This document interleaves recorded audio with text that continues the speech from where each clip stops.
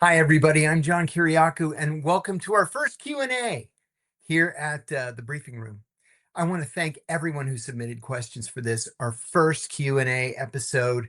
We've been looking forward to this for a long time. We'll have another one soon. We'll try to do them regularly, so please continue to send the questions, and if possible, please try to keep them under 100 words. We've received hundreds of questions. We're gonna try to tackle the first 20 or 25, something like that.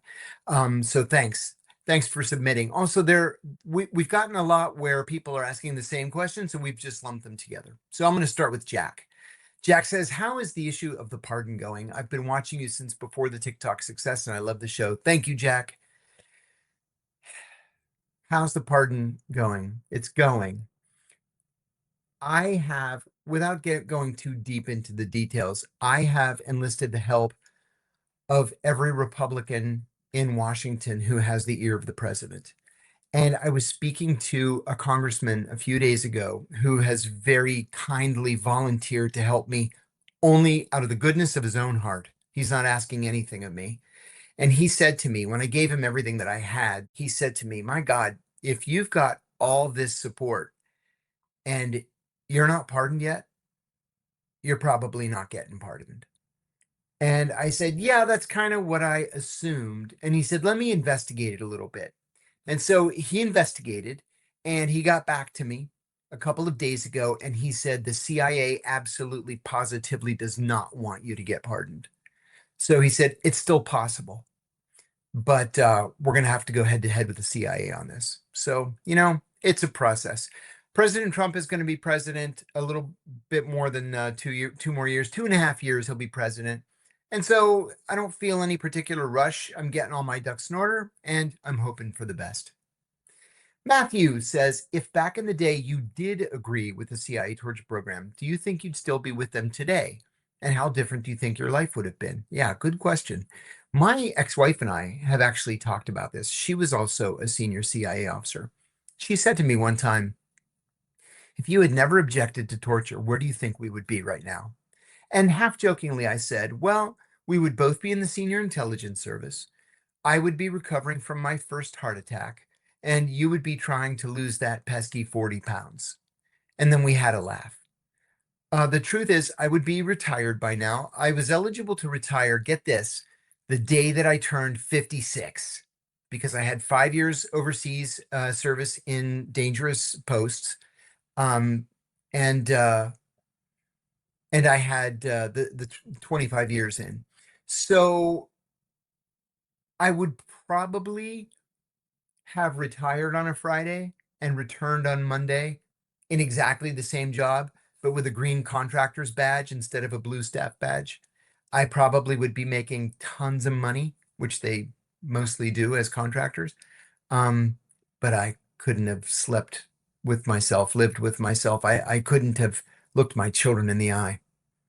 You know what? No regrets. Life is what we make of it. And knock on wood, I like to think that I've made something out of it. JB, how can someone identify a diplomat or spy? I've heard from a few friends in diplomacy that the economic officer or the political attaché sticks out like a sore thumb. Also, what are the obvious cover positions? And whether there are any on the nose positions that should raise eyebrows with the general population? Very good question. Very difficult to answer. So, economic officer, political attaché, of course, those are cover positions, or they're not. Meaning the State Department has to do its business of diplomacy every day. And so there are State Department officers literally in every country in the world in which the United States has an embassy who are political attachés or economic officers or whatever. So the answer to your question is every position is a cover position. That's what makes it cover. You can be, the agricultural attaché, the commercial officer. You can be anything inside or outside an embassy. Amaryllis Fox Kennedy, who until recently was the deputy national security advisor and is the daughter-in-law of Bobby Kennedy Jr., she was a deep cover officer, and her cover was that she was a fine art consultant.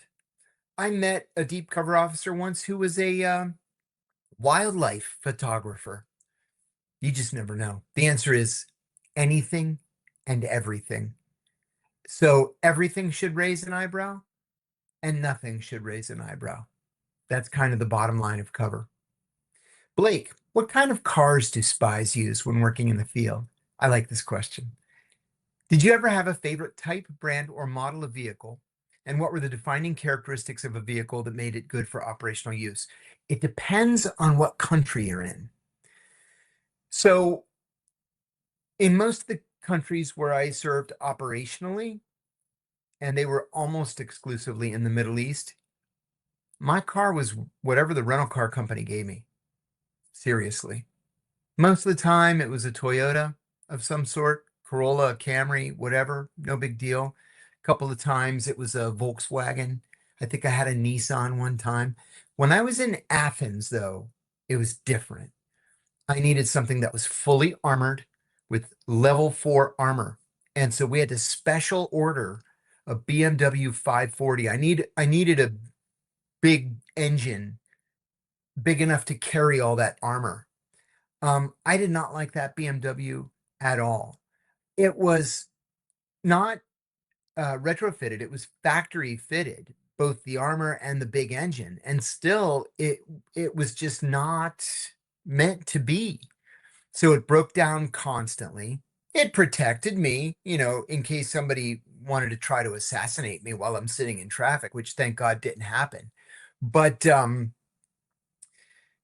yeah, for most of us doing counterterrorism, it was either armored BMWs or armored Jeeps. Most of the guys had armored Jeeps. But Jeeps break down all the time too. So you kind of just take what you get. Paul, from your time inside the CIA as someone who became a whistleblower, what psychological or institutional forces lead good people to stay silent? Wow, this is a good question. When they see wrongdoing. Looking back, do you view those who stayed quiet as complicit or simply trapped? And should the public judge them for it? Wow, buddy, this is a very deep question. Um, maybe I'm the forgiving sort, but I don't blame most of my colleagues. Most of them, most of them were not complicit. Most of them very quietly, privately opposed the torture program, but you know, they had pensions and families and mortgages and kids, and you can't rock the boat. I'm one of those guys who just couldn't keep silent. Most people can keep silent. And so most of my former colleagues just did not want to rock the boat. Certainly in the counterterrorism center there were many who were complicit.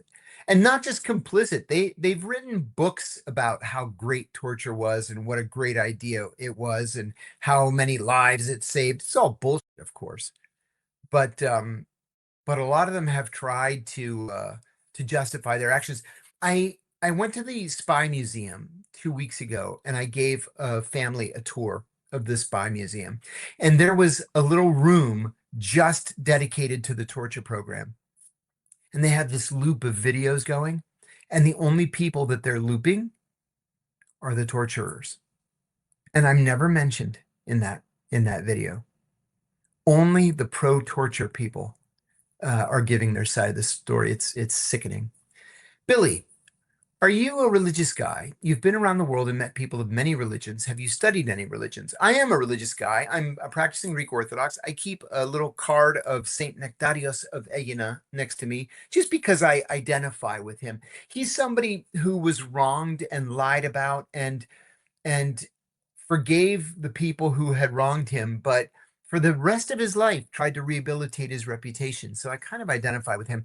I studied Islam extensively, and my minor in in my bachelor's program was in Islamic theology, something that I'm actually quite proud of. I studied mostly Shiism, which I find fascinating.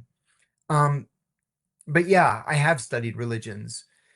In fact, it wasn't just Shiism. I studied under Sayyid Hossein Nasr, who's the father of Vali Nasr, and probably the most important Shia Muslim scholar in the world. He's 98 years old now. And believe it or not, he's still teaching. It's crazy. But I also studied Judaism under Dr. Paul Jones at George Washington University. I've got my own faith. I'm one of those people who sort of keeps it to myself. If people want to believe, go for it. If they don't want to believe, I'm perfectly fine with that too. None of my business. But for me, yeah, it's kind of an important part of my life. Ahmed, what is your opinion on flock cameras? Are Snowden's predictions coming true? Oh, flock cam. What a flock camera is it's like let's say like a license plate reader, where sometimes they'll be mounted on the back of police cars. Sometimes they'll be mounted on poles that look like telephone poles. I'll tell you, there's one that stops me all the freaking time, and it's a block from the White House at 15th and Constitution Avenue. I can't tell you how many times I've gotten pulled over right smack behind the White House at 16th and Constitution because I once reported my license plate stolen. Not both of them, just one of them. And every time I pull over, I'm like, you guys, when are you guys going to get your act together? That's a different story. Anyway, I think flock cameras are a direct assault on our civil liberties. Seriously. I think they're far more dangerous than people realize because they're blanket surveillance, constant surveillance. The authorities know where we are at any given time of the day. I mean, maybe we're going to the dry cleaners or going to the grocery stores or going to a clandestine meeting. You never know, but they're on us. And are Snowden's predictions come true? They've already come true. Yes. Yes. And it's dangerous because nobody on Capitol Hill cares. It's just not important enough. William, if the department you worked for years ago asked you to come back one last time for a mission they needed help with and needed someone with your level of knowledge and experience, would you ever consider doing it one last time if they apologized about everything, paid you a lot of money, and just to experience how they run that department now compared to when you and your team were working in it back then? I will admit to you, I would consider it. I'm going to add something too that I haven't said publicly. I met with a cabinet member about 6 months ago about the pardon. And he asked me to write something very specific. So I did all the research. I took this very seriously. I wrote it, I submitted it. And he said to me that the person that I was trying to impress appreciated the paper. And I said I was very happy to write the paper for him, but I'm going to make a request. I said, if John Ratcliffe were to resign as the director of the CIA, even if it's on the last day of the Trump presidency, I want to be the CIA director. I want to be the one to walk in that hallway and say, guess who's back? Even if it's for one single day. But I'm not bitter. Anyway, Zach, do you think there will be some sort of a revolution in the US in the next 100 years? Or is that just something groups in each generation say? It seems the US is heading toward a point of no return economically, politically, socially, technologically, etc. I don't know how long it will take, but I believe something is coming for the oligarchs, politicians, inevitably. People can't take corruption and greed forever. You know what, Zach? I have to agree with you. First of all, you're right that every generation says, oh, these events are unprecedented. Actually, these events are unprecedented. We've never had trillionaires. You've heard the phrase eat the rich, which is something that, revolutionaries say. But when five white men have as much wealth as the bottom, whatever it is, 80% of the world's population, there's a problem with distribution of wealth. Nobody is worth $1 trillion. I don't care what you do. You're not worth $1 trillion. And so, yeah, I think something's coming. And it's not just for that. The defense budget is untenable. It's $1 trillion. The administration's asking for $1.5 trillion. We're practically bankrupt as a country.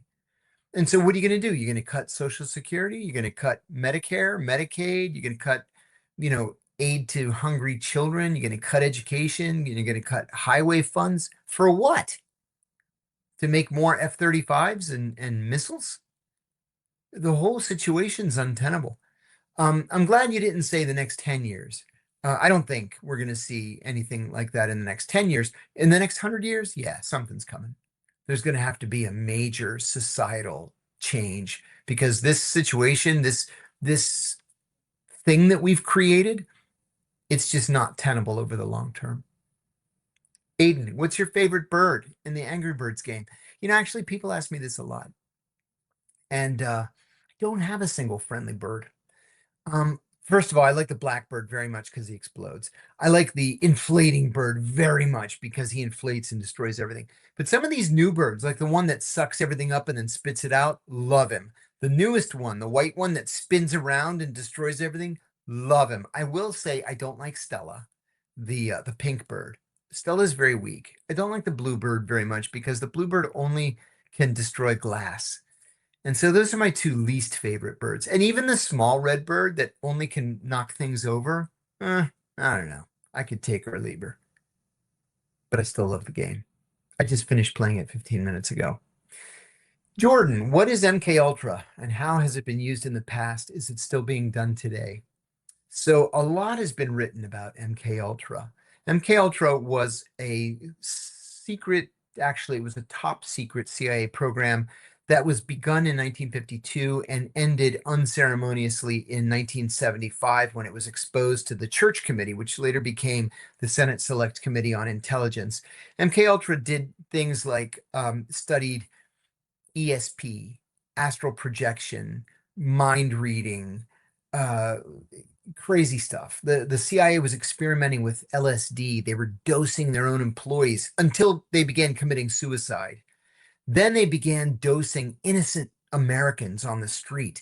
MK Ultra had several sub operations, like MK Chickwit is another one, where the CIA had recruited prostitutes in San Francisco to pick up John's customers and dose them with LSD just to see if they would confess their deepest, darkest secrets. MK Ultra included an operation where a germ was released into the atmosphere in San Francisco, and 11 people came down with a very rare upper respiratory infection. All of it was illegal. Almost all of it was against American citizens. You hear a lot that from, especially on the internet, about MK Ultra taking place now. No, it's not taking place now. There are a lot of people who think that the CIA is beaming waves at their heads, and the CIA is stealing their dreams and is communicating with them through chips in their heads. That's not MK Ultra. That's mental illness, and it's actually quite common. But MK Ultra was bad, bad, bad. No matter how you look at it. It ran for 23 years. It ended. Certainly, there are elements of MK Ultra that were renamed, that were approved by the congressional oversight committees, and are probably still taking place. But MK Ultra, the original MK Ultra, with all the LSD experiments and mind reading, and all done. Shay, what are sleeper agents, and do you think we have them in the USA right now? If so, where from? Absolutely, yes, we do. And they're almost exclusively from Russia and China. So a sleeper agent is someone who is trained as an intelligence officer by a foreign intelligence service and then sent to the United States and told to just live as an American, pretend to be an American, get a job, and just wait until we contact you. But that person may wait for 20, 25, 30 years before being contacted. Less than 2 years ago, a woman in my neighborhood was arrested. She was an elementary school teacher in the Arlington County, Virginia public school system. And here she was a Russian sleeper agent waiting to be activated. So yeah, they're out there. There was an arrest a year ago, 2 years ago I'm in New York City right now. Here in New York, it was a group of Chinese working for the Chinese National Security Service, just going around New York threatening Chinese and telling them to keep their mouths shut or something terrible was going to happen to them. So yeah, they're out there. Chase, regarding 2028 presidential candidates, who do you think we will see running? And who do you think represent private agendas versus those who prioritize genuine transparency? Wow, buddy. There are only two who prioritize genuine, honest to God transparency. For the Republicans, it is Thomas Massie. For the Democrats, it is Ro Khanna. If you've ever heard of the app Kalshi, it's one of these predictive apps. And right now they list 66 people, 44 Democrats and 22 Republicans that they consider to be potential presidential candidates. Too many to name here. The real race is going to be, among the Democrats, of course, the front runner is Gavin Newsom, the governor of California. We're also going to see J.B. Pritzker, the governor of Illinois, probably Rahm Emanuel, the former mayor of Chicago, and a handful of other people. Pete Buttigieg, et cetera, et cetera. For the Republicans, there are two heavyweights. It's J.D. Vance, the vice president, and Secretary of State Marco Rubio. Everybody seems to think that J.D. Vance is going to be the nominee. I don't think that's the case. I think it's going to be Rubio. Rubio is already tested. He's run for president. He's been a senator. Now he's been a cabinet member. He's been an attorney and a congressman. J.D. Vance is practically a kid. The guy, just turned 40. And so he could run for president for the next 30 or 35 years. I think that he's got a good shot at being president someday. I don't think he's got a shot at being president in 2028.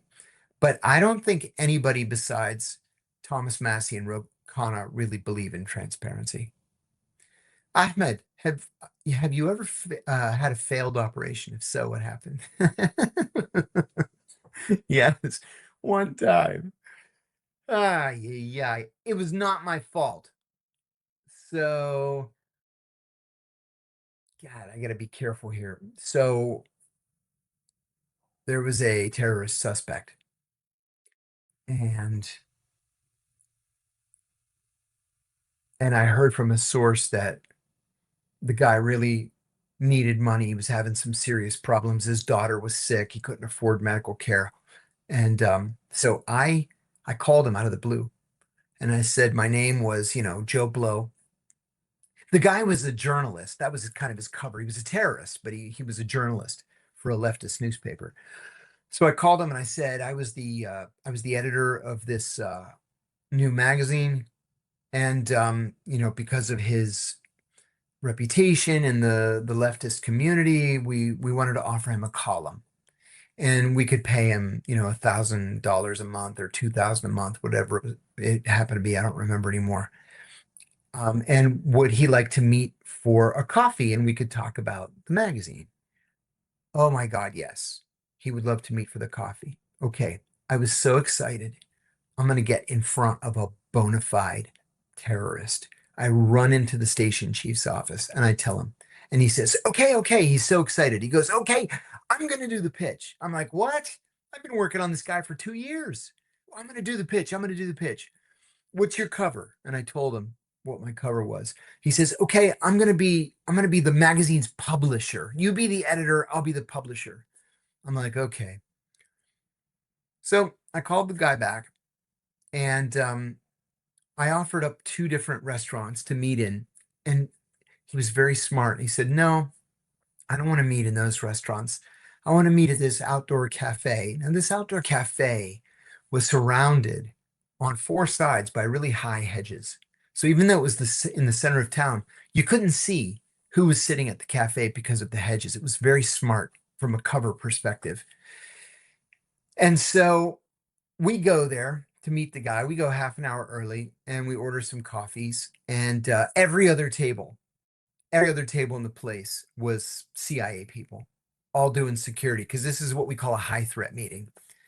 And so I see the guy in the distance. I'm talking to my boss, drinking my coffee, and I said, here he comes. He's directly behind you. And the guy arrives. I said, hello, Mr. So-and-so. I'm Joe Blow. I spoke to you on the phone. This is my publisher, Mr. Wilson. Oh, hello. How are you? My boss grabs his hand to shake his hand and then won't let it go. And then says, we know who you are, mother. We know who you are. We're going to break you. And I'm like, what are you doing? The soft touch is always the way to go. He threatened the guy. The guy gets really scared. And then he starts screaming, police, police. I bolt this way. The boss bolts that way. All the security guys are running these other directions. The guy's screaming for the police. We reconnoiter back at the embassy. And he goes, my boss, he says, I think that succeeded. And I said, succeeded? You scared the shit out of him. And he called the police. And he says, yeah, but we drove him underground. He's not going to be doing any operations. I said, I wanted to recruit him, not drive him underground. Next thing you know, the ambassador calls us in. Did you just approach this journalist? We're like, yes. How do you know? And the ambassador says, because the deputy prime minister just called me to lodge a complaint. So we screwed that up. And then he actually volunteered to another intelligence service, and they came to us and said, actually, I was visiting their capital, and they said, did you approach so-and-so? I said, how could you possibly know that? And he said, this other intelligence officer, he said to me, he volunteered to us. And when we were polygraphing him, we said, have you ever been approached by another intelligence officer? And his answer was, I was approached by 2 caricatures of CIA men. It was a disaster from the word go. Gavin, hey, John, are you a government plant? It seems like maybe the CIA offered to let you out of jail early if you agreed to do what they wanted you to do, like maybe start a political podcast to push their propaganda. First of all, I don't push the CIA's propaganda. I am the most famous and most vocal critic of the CIA in America. Number 2, they didn't let me out of prison early, and it was prison, not jail. It was the real deal. They didn't let me out early. In fact, I served every single day of my sentence, and it cost me my pension. It cost me my marriage. It cost me my relationship with my children.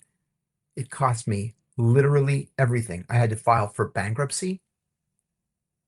So first of all, with all due respect, buddy, your question shows incredible intellectual laziness. Everybody can say, oh, once CIA, always CIA. First of all, that is such bullshit nonsense. If you just add 2 and 2, you come up with 4. There's no deep operation to try to trick Gavin into secretly believing CIA propaganda. My God, man. You want to see a CIA apologist? Go look at Andrew Bustamante's podcasts, or Sean Ryan, not the foremost CIA critic in America. Oh my God. Evan, what do you think of the fraud situations happening around the country? For instance, possible election fraud in California and Somalian fraud in Minnesota.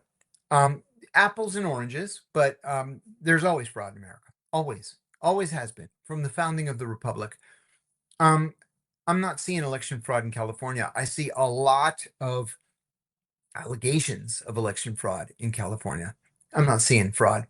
Last year, 7 people all across America were convicted of election fraud, and all 7 voted for Donald Trump. So, stop watching Newsmax and OAN and Fox. There is no widespread election fraud. Now, the fraud in Minnesota, this Somali fraud, this is large scale fraud for which people need to go to prison for a long time. And I hope that the authorities get to the bottom of it, because people need to be punished for that. But election fraud, it's not out there. Like I say, lots of allegations, but anybody can make an allegation about anything. Proving it is an entirely different issue. Ivan, or Ivan. In a previous interview, you mentioned that 99% of the tools used at the CIA for spy work actually come from Amazon. That is super interesting to me. Do you happen to have any specific examples of items you used or a favorite story about how they helped a mission. Yeah, I was in Pakistan when the pen recorder was invented. And dang, we used to take that thing into every single meeting because it looks like a pen. It's a little tiny camera. Back then, it didn't have much in the way of memory, but we did it just to see if it would work operationally. And it always worked. It was immensely helpful.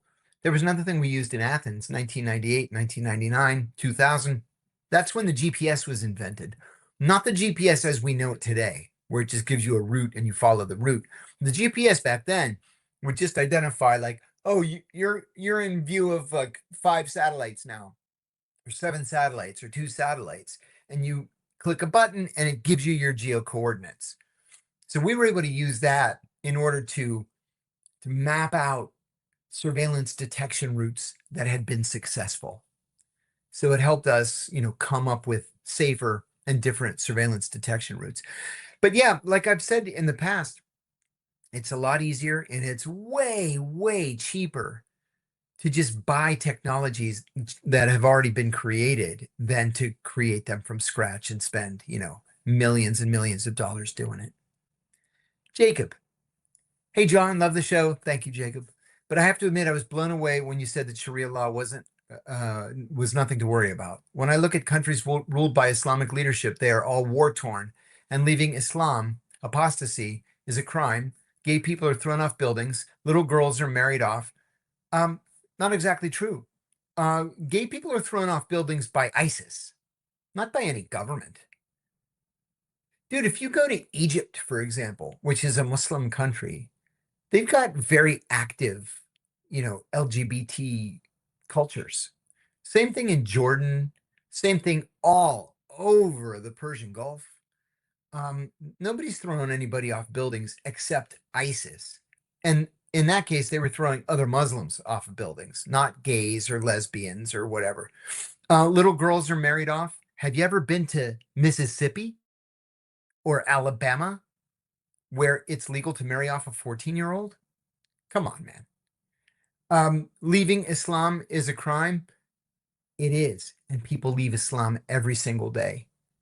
The only place where apostasy is punished is Pakistan. And that's way more cultural than it is religious. But my original point, I think, bears repeating.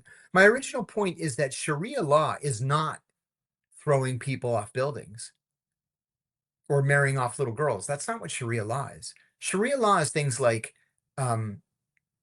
inheritance practices, or insurance, or education, or property ownership, or disputes involving money between business partners. That's what Sharia law is.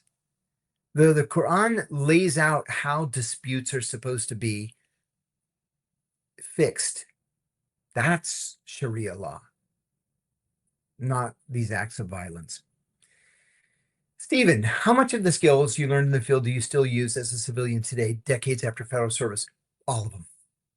My second book is called Doing Time Like a Spy: How the CIA Taught Me to Survive and Thrive in Prison.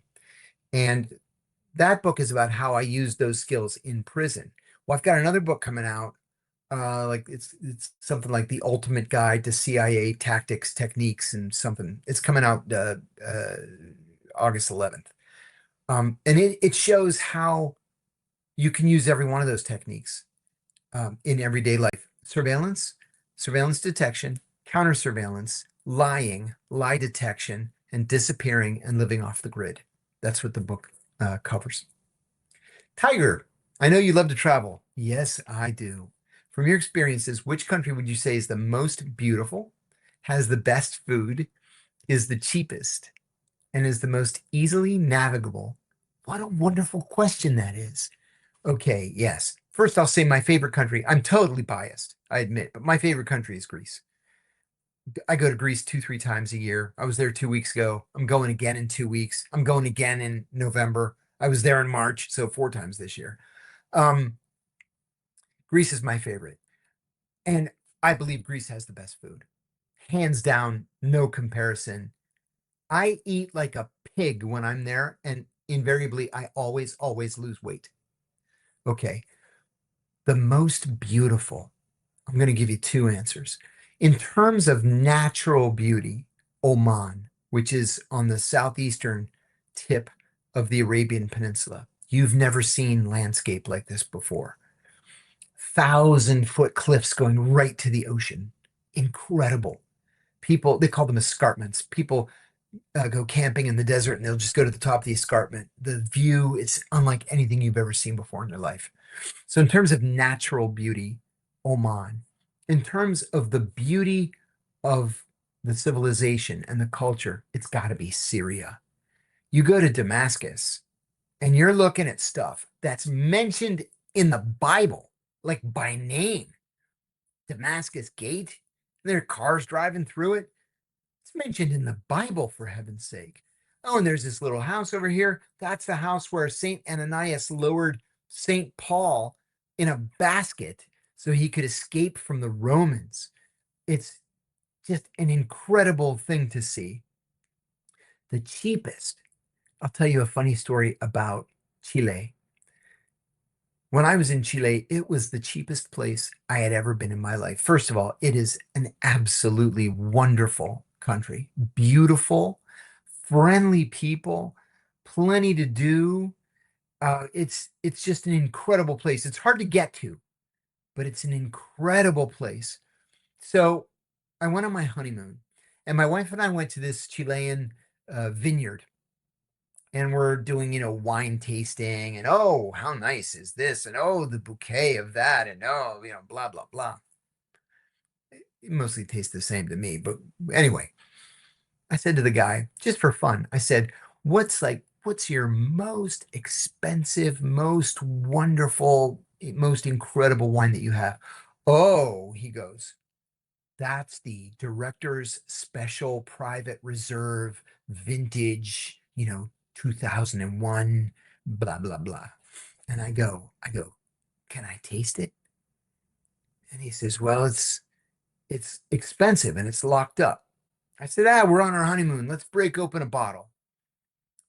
He gets this big ring of keys out. He keys into this locked room. He comes out with this bottle and he opens it up and he pours 2 glasses. There are 4 glasses to a bottle. And we drink it and it's magnificent. And so I said to him, how much is it? And he takes a calculator and he goes, $8.50. And I said, oh my God. I go, you guys have a really nice country here. You need to raise your prices. So I bought a case and shipped it back. The shipping cost more than the wine did. I shipped it back to the United States. One of the best wines I ever had in my life, Concha y Toro. But there are a lot of great places out there. And here I am after all these years, and I'm still discovering new places. Like I just went to Norway and Sweden 2 weeks ago for the very first time in my life. How I missed Sweden, which was an awesome, gorgeous place with wonderful people and great food and amazing nightlife and coffee culture and great bars. I don't know how I missed it. Next week, I'm going to Vietnam. I've never been to Vietnam. Looking forward to it. I'll do the show from Vietnam. So I'm still out there exploring the world. There are a lot of places to see. Lester, how can we safeguard national security and prevent the next 9/11 and have accountability? Whew, dude, that's really the $64,000 question. My official position is that since the CIA was founded in 1947, it has missed every major world event, every last one of them. From, the establishment of the Berlin Wall to the collapse of the Berlin Wall to the collapse of the Soviet Union, the Iran hostage crisis, 9/11. I mean, you name it, they got it wrong. So spending more money, throwing money at the CIA and NSA and DOD, that's not the answer. To prevent the next 9/11, maybe we shouldn't have 200 bases in 144 countries pissing people off and trampling on their civil rights and their civil liberties. Maybe we shouldn't get in bed with the Israelis and just allow them to commit genocide against innocent Palestinian civilians. Maybe if we weren't around the world pissing people off so badly, we wouldn't have to worry about the next 9/11. Accountability is another issue. Um, we have a cowardly political system in this country where there is no accountability. Like, did literally anybody lose their job even for 9/11? Of course not. They all got promoted. They all got rich. They all went on to the boards of directors of, intelligence community contractors and defense contractors. Everybody got rich. Everybody in Congress that was asleep at the switch got reelected. So there's no accountability. We need to start back from scratch again. Nick, you mentioned meeting Donald Trump in your most recent podcast episode. When did you meet him and why? Did he know who you were? Funny story. Thank you for asking that. I have a very wealthy friend. He's very wealthy and very generous. He also has a felony conviction in his past. It's a bullshit conviction for violating bank secrecy laws. So stupid. But anyway, he called me one day. We're very close. And he said, buddy, we got to get ourselves pardons. This is a year and a half ago. He said, what are you doing this weekend? I said, nothing. He says, I'm going to fly you to Mar-a-Lago. I'm going to meet you in Mar-a-Lago. We're going to have lunch. And if the president's there, we're just going to pitch him and ask him to pardon us. And I said, hey, let's do it.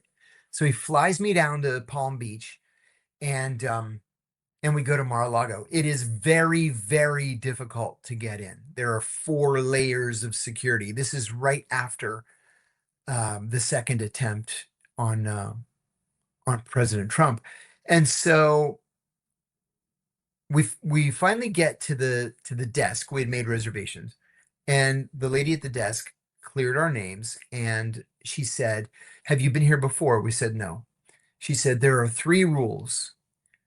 No photos, no videos, no hats in the dining room, including Make America Great Again hats. And don't ever approach the president. If he wants to talk, he'll approach you. We said, fine. We go in, he's not there. I will say that it was the best egg salad I've ever had in my entire life. So just as we're finishing lunch, he walks in with Mark Zuckerberg, no less. And everybody politely claps like that. And then he, waves. And then he sits down in the corner over here with Zuckerberg. And they're talking, whispering to each other. They finish lunch and Zuckerberg gets up and leaves. They shake hands and he just walks out. And everybody's kind of like, looking like this, like the side eye look, what's he going to do? What's he going to do? And he gets up and he goes to the first table. It's a bunch of blondes with big boobs, probably all auditioning for Fox News. So I said to my buddy, oh my God, he's going to come over here. So he goes from table to table and I'm ready for him. So he comes over and I stand up and I went to my go-to line. I said, Mr. President, I'm John Kiriakou, the CIA torture whistleblower. Barack Obama and John Brennan ruined my life, and you are the only person who can give it back to me. And he goes like this. Tucker told me about you. And I said, yes, sir. Tucker's been a great supporter of mine. And he says, and Dershowitz. And I said, yes, sir. Professor Dershowitz wrote a letter to you asking that you pardon me. And he said, right. Well, talk to Pam Bondi. And I said, okay, I'll do that. And he says, Pam Bondi will get the process going. I said, thank you, Mr. President. And then my buddy gives his pitch and then Trump goes to the next table. Okay, we leave. Later that afternoon, I went over to the apartment of a very prominent former Democrat, now Republican campaign big shot, a household name. And he said, well, how did it go? I said, it went great. And I told him what had happened. And while I'm telling the story, he picks up his phone and he starts dialing a number. And I think to myself, that's kind of rude, just dialing a number like that. And then he puts it on speaker and the guy says, hey, I'm going to make up a name. Jimmy baby, how you doing, buddy? And it's Trump. And he says, Mr. President, I'm sitting here with 2 gentlemen that you met earlier today, John Kiriakou and my friend.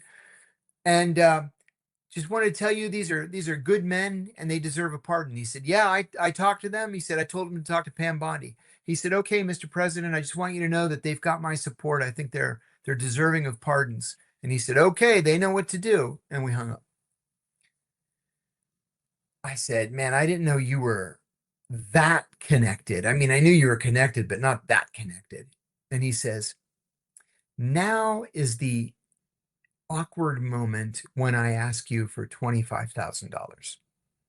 And I said, come on, man. I don't have $25, let alone $25,000. And he says, a month until you get the pardon. And I said, no can do. So I decided, Tucker fell out of favor, of course. So I decided after this first letter went to the president, Pam Bondi did literally nothing for me. And it turns out her brother was selling pardons and it was a big deal. But I have a second letter now signed by household names in American politics and hoping for the best. I will say that Donald Trump in person in that short exchange was nothing like Donald Trump on television. He was warm and engaging and friendly. And I wonder how much of the tough guy Donald Trump is an act for political purposes. I don't know. I don't know him well enough. I only met him for 60 seconds. Sam says, across your whole career, is there any piece that you regret? Would you do it again? I regret a lot. Yeah, there's a lot that I regret. A lot. Like way too much to go into here. But you know what, though? I wonder, Sam, if that just comes with being an adult and advancing age. We all look back on our lives and we ponder the mistakes that we made. I'm married twice and I'm divorced twice. And while I've been transparent about why I got divorced, I would never say that I was an innocent in all of this. First of all, I've never cheated. I would never cheat. I will never cheat. I have nothing but utter contempt and disgust and revulsion for cheaters, especially at the CIA. If your own spouse can't trust you, how is the country supposed to trust you? But with that said, I focused way too much on the job. And then when I blew the whistle and got bogged down in my own bullshit, yeah, I wasn't paying attention to the people around me. So there's a lot I regret. Well, folks, anyway, that's all the time we have for today. And I want to thank you again for sending in the questions. Please keep sending them. jkbradmin@gmail.com. jkbradmin@gmail.com. And we'll do our very best to get to your question. Please, again, don't forget to like and subscribe to the YouTube channel. Please follow me on X, Instagram, TikTok. All the links are in the description. I'm on Cameo, which has been a ton of fun. So check things out on Cameo and my other podcast, which is called John Kiriakou's Dead Drop. It is on Apple Podcasts and Spotify. Thank you again, and we'll see you next time.